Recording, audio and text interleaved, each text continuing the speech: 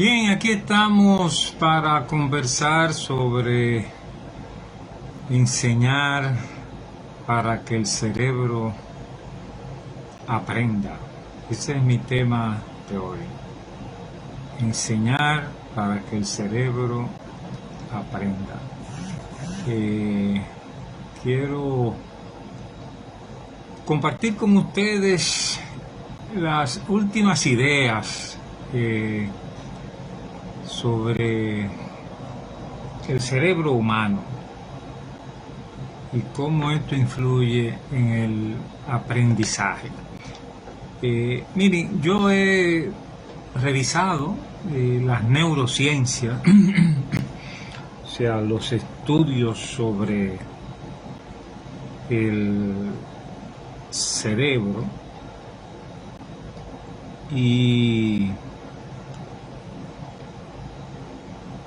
he concluido que el cerebro funciona como planteó un investigador en el pasado, como 3 computadoras interconectadas. El cerebro tiene 3 circuitos alrededor de los cuales funcionan, y uno de estos 3 circuitos es un circuito de búsqueda. Un circuito de búsqueda que se dispara cuando uno sale a pasear, a buscar placer, cosas que dan satisfacción. Cuando uno va de paseo, cuando las mujeres se van de tienda, cuando uno va a una excursión, el circuito de búsqueda en el cerebro se dispara para rastrear todo lo bonito, nuevo, agradable que uno puede encontrar en el medio ambiente. Ese es un circuito que hace a las personas investigadoras de cosas que dan placer. El cerebro tiene otro circuito que es un circuito de control. En caso de peligro, el cerebro dispara el circuito de control y uno sale disparado. El cerebro produce un exceso de energía para que uno se pueda defender de lo que está pasando en el medio ambiente. Y todo eso ha sido estudiado con mucha precisión, porque descansa en una zona del cerebro que son los ganglios basales. Esto es algo ya comprobado por las ciencias médicas, y hay un tercer circuito del cerebro que es un circuito de control. Para que los otros 2 circuitos no se pasen de la raya, entonces hay un circuito de control en el cerebro, y ese circuito descansa en la corteza prefrontal, justo detrás de la frente. Estos son los 3 circuitos que explican cómo funciona el cerebro. Un circuito de búsqueda está en los ganglios basales, los que saben anatomía del cerebro. Ahí está el núcleo accumbens y unos centros que producen dopamina. Ese es el circuito del placer, de búsqueda del placer. Hay un circuito de control que tiene que ver con miedo, y que descansa en la amígdala del cerebro, una amígdala que hay dentro del cerebro. Y finalmente el circuito de control. Entonces uno está dominado por esos 3 circuitos. El control implica freno, búsqueda implica placer, y el circuito de alarma, de miedo, implica precisamente alarma. La pregunta es, ¿cómo enseñar para que ese cerebro asimile lo que uno está enseñando? ¿Cómo enseñar para que ese cerebro asimile lo que uno está enseñando? Yo tengo este libro, no sé si ustedes lo pueden ver bien, haciendo conexiones Teaching and the Human Brain. Making Connections. Teaching and the Human Brain. Eso es haciendo conexiones, enseñanza y el cerebro humano. Y este autor propone tres tácticas pedagógicas que coinciden con esta descripción del cerebro que estamos dando. Él plantea en primer lugar que la clase debe provocar a los estudiantes al análisis, o sea, a tomar los datos y hacer un análisis exhaustivo de esos datos. Esta es una capacidad que el profesor tiene que desarrollar en sus estudiantes. Un requisito para el análisis es que los estudiantes tienen que estar tranquilos. No puede haber ruido, no puede haber interrupción. O sea, la tranquilidad es indispensable para que funcione esta capacidad de análisis. Por eso de madrugada a veces es el mejor tiempo para leer o estudiar, porque de madrugada uno está completamente tranquilo. Pero también se puede lograr en el aula.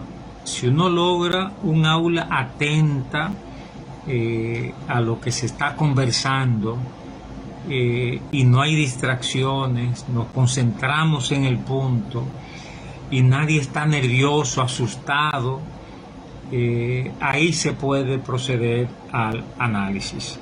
Entonces hay técnicas para provocar a los estudiantes a analizar. Una técnica sencilla es: hazme una lista de todos los verbos que aparecen en este pasaje. O sea, ya eso te pone a analizar cuáles son los verbos que aparecen allí. Otra técnica de análisis es comparar entre estos dos verbos cuál es más efectivo para lograr tal cosa. O sea, poner a los estudiantes a comparar, a analizar, a revisar cuántas veces aparece la palabra tal. O sea, reunir datos. Esa es una parte fundamental del aprendizaje. Y si esto se hace en el medio ambiente, mucho mejor. ¿Cuántos árboles hay en esa finca o lo que sea? De todas maneras, la clase no puede ser simplemente memoria. O sea, la clase no puede ser simplemente memorizar cosas, sino analizar datos que se presentan ante el estudiante. Y cuando el estudiante analiza, aprende, porque el cerebro tiene una parte que es la corteza prefrontal, que está preparada para esa dimensión de análisis. Ahora, simplemente memorizar para examinarse no es un verdadero aprendizaje. Esa es la primera característica que este autor sugiere y que coincide con uno de los tres circuitos cerebrales. Hay una segunda capacidad, y es que una clase debe retar al estudiante a buscar respuestas. O sea, de nuevo, memorizar simplemente no enseña. O sea, una verdadera clase se hace alrededor de preguntas. O sea, el profesor tiene que saber hacer preguntas, y no solamente pregunta de cuántas veces aparece este verbo, sino qué significa esto, compárame esto con aquello, y cuál es la salida para este problema. Cuando uno da ese tipo de situación ante los estudiantes, uno les está provocando a aprender, porque hay una parte del cerebro que cuando tú los retas, y eso es la amígdala. La amígdala se dispara ante el peligro, pero se dispara también ante un reto. Y si tú estás en tranquilidad y eres retado o retada a resolver un problema, la amígdala comienza a producir respuestas. Entonces la clase se hace más animada, además, cuando no es solamente un análisis frío, sino también el reto de resolver un problema.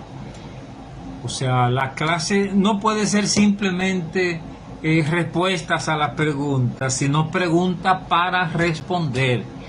Desde que en el aula hay retos de esa manera, el cerebro de los muchachos está participando de manera más activa. Finalmente, aparte del análisis que el estudiante debe tener la oportunidad, y aparte del reto de resolver situaciones, problemas, el profesor tiene que auspiciar experiencia de inmersión. Escuchen bien esa palabra. Inmersión es cuando un profesor de inglés lleva a sus estudiantes a un país donde se habla inglés, y entonces ahí en medio de todo ese escenario, inmerso en esa situación, de manera práctica se aprende el idioma inglés. Ahora, no hay que ir a una ciudad, porque eso sería imposible para los profesores, pero usted puede decirle a los estudiantes: imagínense que estamos en el aeropuerto, no estamos en esta aula, estamos en el aeropuerto. Entonces vamos a actuar como si estuviéramos en el aeropuerto y hablar inglés con la gente con la que nos encontramos. Y ahí entonces, en esa inmersión, comenzamos a probar lo que ya sabemos sobre el idioma inglés o sobre cualquier otro idioma. La inmersión pone a funcionar el circuito de búsqueda, especialmente, porque cuando tú te sumerges en un ambiente así especial, tu cerebro comienza a buscar cosas nuevas, agradables, te entretiene con eso, y todo eso fomenta el aprendizaje. De modo entonces que para una enseñanza eficaz, el profesor debe incluir tareas que provoquen el análisis, tareas que provoquen reto para resolver problemas, y también la inmersión en escenarios especiales para desde allí visualizar los temas que estén planteados. Bueno, saludo a todos los que nos acompañan hoy. Pedro, buenas tardes para ti. Job, saludo. Katia, Alfredo, Juana, Vianet, sí, buenas tardes. Será Vianet Polanco, salud, ¿cómo tú estás? Wendy, Hilario, para cada uno de ustedes les he presentado este tema: enseñar para que el cerebro aprenda. El tema queda aquí en mi muro en Facebook y lo puedes revisar a tu gusto y a tu disposición. Hasta mañana entonces, que estaremos con otro tema en este espacio de buen